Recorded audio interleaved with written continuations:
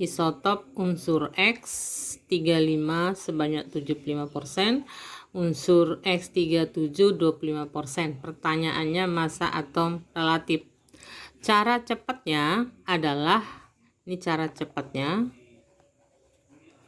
mencari nilai yang berada di tengah antara 35 dengan 37. Tidak mungkin kurang dari 35, tidak mungkin lebih dari 37. Berarti kalau kita lihat soalnya jawabannya adalah 35,5.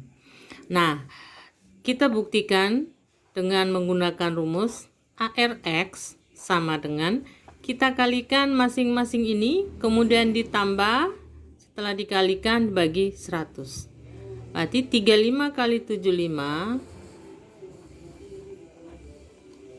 ditambah 37 kali 25 dibagi 100. Maka ARX sama dengan 2625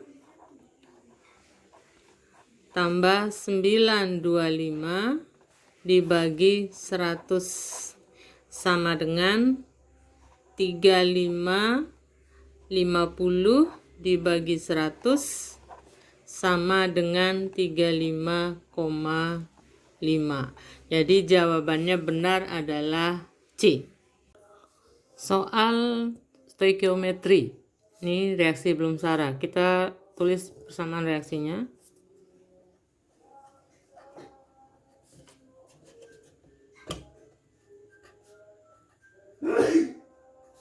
Menjadi Na2 SO4 tambah H2O. Nah, di sini OH-nya 2, OH-nya 1. Kalau hanya 2 berarti OH-nya itu harus 2. Karena OH2 akan membentuk 2H2O. 1H2O berasal dari 1H dan 2OH. Berarti kalau hanya 2, OH-nya juga 2, H2O-nya juga 2. Nah, sekarang kalau kita cek Na-nya juga sudah 2, S-nya 1, S-nya 1. Sekarang koefisiennya ini 1, 2, 1, 2. Nah, sekarang kita kalikan ini. 100 kali 0,2, 20 milimol. 100 kali 0,3 punyanya NaOH berarti 30 milimol. Cari pembatas dulu. Pembatas adalah jumlah mol dibagi koefisien, yang terkecil itu adalah pembatasnya. 20 bagi 1, 20, 30 bagi 2, 15. Berarti ini adalah pembatas. Pertanyaannya konsentrasi natrium sulfat. Berarti kita cari jumlah molnya ini. Koefisiennya 1, nih 2, ini yang diketahui. Berarti 1/2 kali punyanya NaOH, pembatas. Sama dengan 15 milimol. Pertanyaannya konsentrasi, berarti molar dari Na2SO4 sama dengan jumlah mol ini 15 milimol dibagi jumlah volume total. 100 tambah 100 sama dengan 200. Sama dengan 0,075 molar. Jadi jawabannya adalah B. Soal diagram PT. NaCl 0,1 dengan glukosa 0,1. Nah, NaCl elektrolit kuat, berarti akan membentuk terionisasi sempurna Na+ sama Cl-. Berarti ionnya 2 kali 0,1 sama dengan 0,2 jumlah partikelnya. Ini non elektrolit berarti tidak terurai. 1 kali 0,1 sama dengan 0,1. Nah, sehingga yang antara NaCl dan glukosa ini yang titik didih paling tinggi adalah ini. Yang paling tengah ini adalah pelarut. Berarti yang paling tinggi adalah NaCl. Berarti ini NaCl. Glukosanya yang tengah. Pertanyaannya adalah kenaikan titik didih NaCl 0,1 molar. Kenaikan titik didih adalah selisih dari titik didih larutan karena naik ya, dikurangi titik didih pelarut. Nah, titik didih pelarut adalah D. Titik didih larutan NaCl adalah F. Nih, NaCl F, pelarut adalah D. Berarti kenaikannya itu di sini. D dengan F. Jadi jawabannya adalah C. Soal nomor 4. Unsur X dan Y mempunyai konfigurasi X. Lihat ini kulit tertingginya 4, berarti kulit terluarnya ada elektronnya 2. Berarti elektron valensinya sama dengan 2. Kalau 2 lepas 2, berarti X 2 plus. Y kulit tertingginya 3, ada 2. Berarti tambah 2 tambah 5 sama dengan 7. 7 itu menangkap 1 supaya 8, maka Y min. Nah, X 2 plus tambah Y min plus 2 tambah 1 tidak bisa dijumlahkan sama dengan 0. Tinggal kita kali silang. Ini 1 ke sini, 2 ke sini. Berarti membentuk X, Y, 2. Jadi bisa D dan bisa C. Nah, apakah ion apa kovalen? Kalau ionik itu golongan 1A, 2A dengan golongan 6A dan 7A. Nah, ini elektron valensi 1, elektron valensinya 2, 6, 7. Ini 2 dengan 7, berarti masuk ionik. Berarti jawaban yang benar adalah D. Pada senyawa HCOONa, hibridisasi pada C yang berikatan dengan atom O adalah HCONH2, kita tulis H C rangkap 2 NH2. C dengan O berarti ini.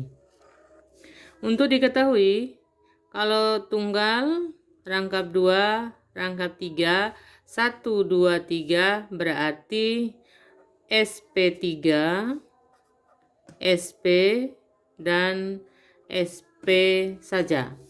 1 2 3 3 2 1. Berarti tinggal dibalik aja. Kalau rangkap 2 berarti sp2. Jadi jawabannya adalah B. Soal sel volta. Soal ini kita harus tahu bahwa kalau dia, ingat ini cara cepatnya O1. Oksidasi, anoda, kutub negatif. Kemudian RKP. Reduksi, katoda, kutub positif. Nah, sekarang yang kutub negatif adalah seng. Berarti ini seng, positif Cu. Berarti di sini Cu. Pertanyaan A. Logam Zn bertindak sebagai anoda? Anoda ya. Pertanyaannya yang tidak tepat. Pada elektroda Cu terjadi reaksi ini. Pada Cu ini mengalami reaksi reduksi, berarti dia biloxnya berkurang. Plus 2 menjadi 0 atau elektronnya ditangkap, berarti benar. Notasi sel itu adalah anoda baru katoda. Anodanya adalah seng, maka seng baru Cu. Seng dulu baru ionnya Zn2+, Cu2+, baru Cu. Di sini kebalik, ionnya harus ada di tengah. Berarti ini salah. Jadi jawabannya adalah C. Tapi kita cek lagi. Masa logam Zn berkurang. Logam Zn ini dia mengion. Berarti Zn-nya berkurang karena membentuk ion Zn2+. Elektron mengalir dari Zn ke Cu. Elektron mengalir dari anoda ke katoda, Zn ke Cu. Jadi jawabannya ini benar. Pertanyaannya yang tidak tepat, jadi jawabannya adalah C. Soal reaksi redoks. Pertanyaannya setengah reaksi oksidasi. Kita lihat biloksnya. O-2 kali 4 min 8. K plus 1, kalau dijumlah min 7, maka K plus 7. O-2 kali 4 min 8, H plus 1, kali 2 plus 2, kalau dijumlah min 6, maka ini C-nya plus 6. Tapi ada 2 bagi 2, berarti plus 3. SO4 tetap berarti tidak mengalami perubahan. Sekarang Mn. SO4 2 min. Mn berarti 2 plus supaya sama dengan 0. C min 2, O min 2 kali 2 min 4 berarti C adalah plus 4 supaya sama dengan 0. Yang mengalami oksidasi siapa? Mn plus 7 menjadi plus 2 reduksi. Ini C plus 3 menjadi plus 4. Berarti ini mengalami reaksi oksidasi. Jadi yang mengalami oksidasi adalah H2C2O4 menjadi CO2. Kita cek jawabannya satu-satu, yang mungkin adalah C. Kalau kita cocokkan, kita buktikan, C-nya disetarakan dulu, 2, ini 1, berarti kali 2. O-nya 4, O-nya 4, kemudian H-nya 2, ini tidak ada H, tambahkan 2H plus 0, ini plus 2 tambah 0, plus 2 tambah 0 plus 2, 0, berarti di sini tambahkan 2 elektron. Benar, jadi benar jawabannya adalah C. Pertanyaannya diagram pembakaran standar SO2, berarti delta HC0 SO2. Di mana pembakaran SO2? Di sini. Ini dibakar tambah O2. Maka di sini berapakah delta H-nya? Kalau kita lihat di selisihnya aja antara min 500 min 700 berarti sama dengan min 200 kJ. Min 200 kJ itu untuk 2 mol. Tapi kalau pembakaran itu yang dibakar adalah 1 mol, maka 200 ini dibagi 2, berarti sama dengan 100. Berarti delta HC-nya sama dengan min 200 dibagi 2 sama dengan min 100 kJ per mol. Jadi jawabannya adalah C.